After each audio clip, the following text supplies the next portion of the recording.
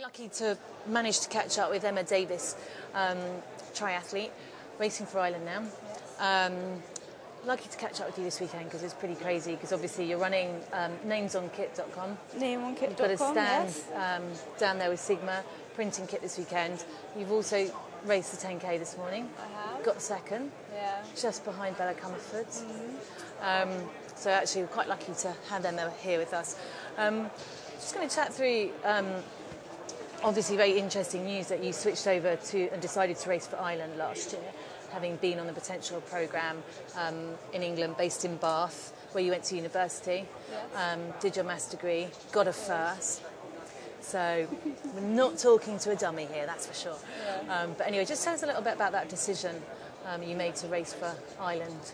Well, I did triathlon, started it when I was about 15 and got brought into the programme for Britain and was on there for 5 years. Then went to university and switched over to the TAS programme whilst I was there. Can you just tell us what the TAS programme is? It's the same, but it's for students. If you're Okay. at a university, I think somehow the money comes from someone else, so it benefits the BTF, but I'm not sure 100%. Had Richard Hobson for the first year as a coach, which was great, but then he left, and we had Chris Volley, who's also a very good coach, but he's now moving to Scotland, and unfortunately Bath has no one, which is quite upsetting.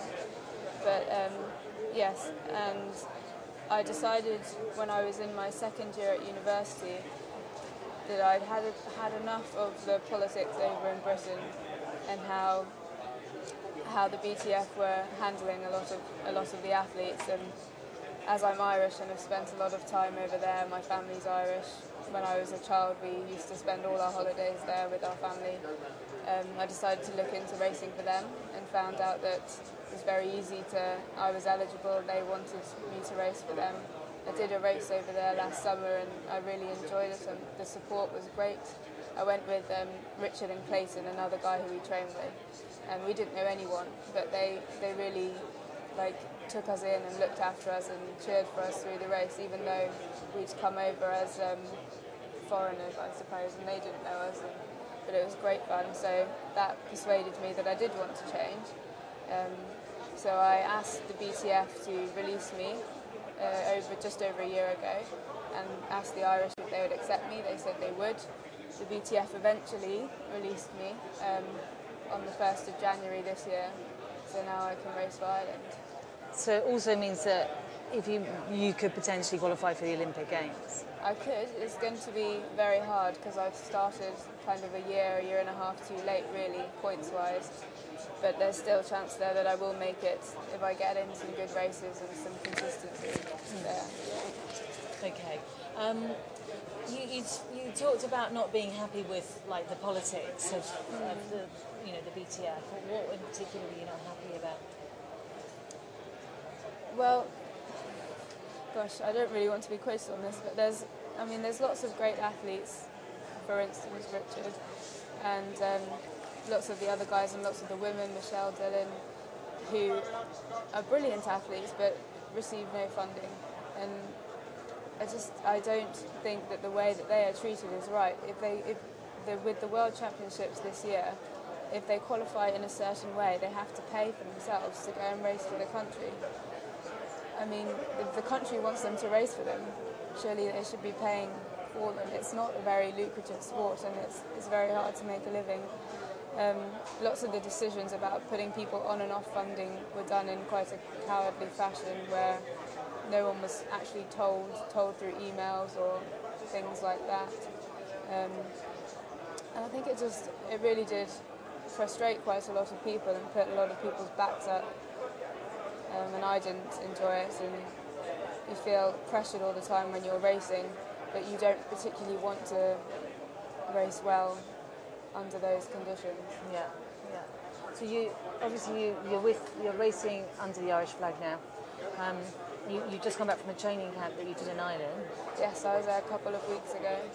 And luckily enough to have our former women's Jones, world-class coach, yeah. Chris Jones. Great. So, it's great.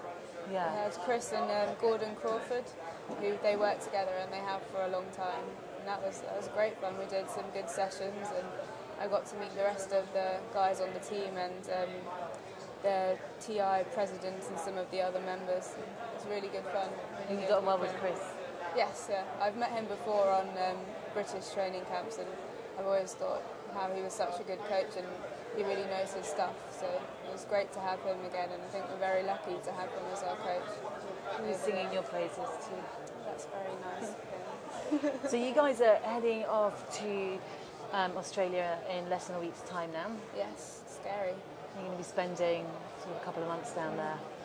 Yeah, training and racing. The first 3 races we'll do are out that way, so we'll stay there and get some sun, which will be nice. So out there for sort of an acclimatisation period. Then you've got the Gold Coast Luke Harrop triathlon, and then nearly a month later Mooloolaba, and then a week later New Plymouth, and then we'll head back. and depending where you are on the sort of the ranking system, then will depend on what you What I decide. do next, yeah. Yeah. Yeah. So you know, obviously you're still very young. So if you don't make this Olympics, you know you've got a great chance for 2012. Yeah, I think I'll still be hanging around then. Yeah. So, Hopefully you will, because you'll only be about 26. younger than that. 25? Yeah, 25. So perfect, prime time, prime time. And if you don't make Beijing this year, basically it's kind of getting that experience, World Cup racing. I mean, I've only been racing properly. I've done 4 proper races this year, 4 big ITU races, and that's it really in my whole career. So I'm right at the start, and everything I learn and everything I do in training is going to hopefully help me to get a bit further. And I mean, there's a lot left to come. I feel that I'm very lucky to have lots of guys around me who know so much about the sport, like you and like Richard, and you guys have really helped me a lot this year. So hopefully I can progress a bit further next year and just keep it going. Yeah, I mean you had a good race towards the end of the season, didn't you?